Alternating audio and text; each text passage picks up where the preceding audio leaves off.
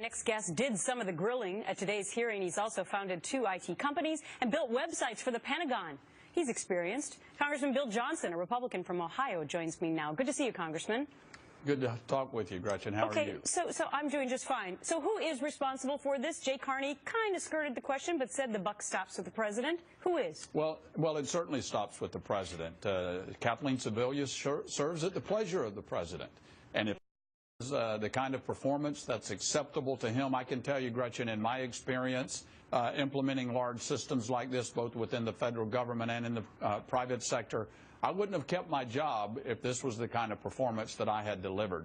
Okay, so it's a failure. So what they were testifying to today was that somebody, whether it was in the White House or in the administration somewhere, asked them about a week out to change this browsing kind of a system where people could shop and see what kind of prices they'd actually be paying for health care.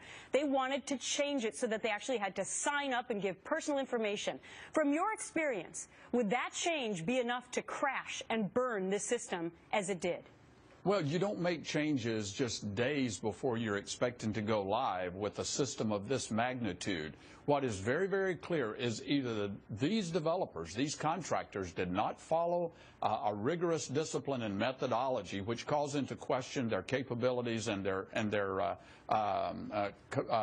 judgment, or they did not tell CMS and HHS about the problems that they were finding, which is also a failure. The only other outcome that's possible, Gretchen, is that HHS and CMS ignored what these contractors said and went ahead with the implementation anyway.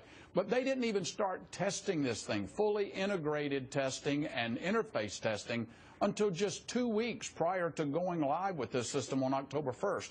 That's a recipe for failure. So if 55 different contractors couldn't successfully build this system, they couldn't run a website in 3 years of prep time and almost $500 million worth of taxpayer dollars, why should we believe that the administration can now fix this website?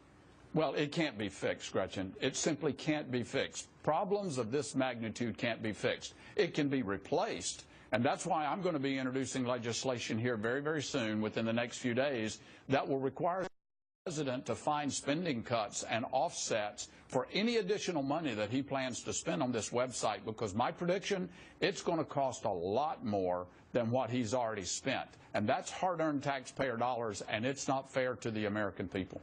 I found it interesting that one of the contractors testifying today actually admitted that he tried to go online and sign up, and even he couldn't get the job done. Were you absolutely shocked? I was absolutely shocked, and I was absolutely shocked at the number of non-answers. One Cheryl Campbell from CGI said that she never even gave a recommendation to CMS as to whether or not they should go live with the system, but it was clearly in their contract that they were supposed to provide test reports and recommendations about performance standards and such. So there's a lot of finger pointing going on here, but clearly Kathleen Sebelius has got a lot of questions to answer, and ultimately the president has to account. And that's my final question. What do you want to ask Kathleen Sebelius? I want to ask her, why did she choose to go live with the system? What did she know?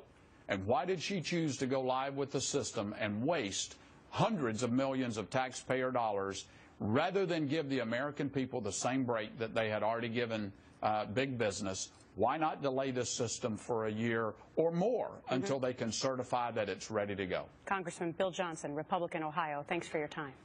Thank you.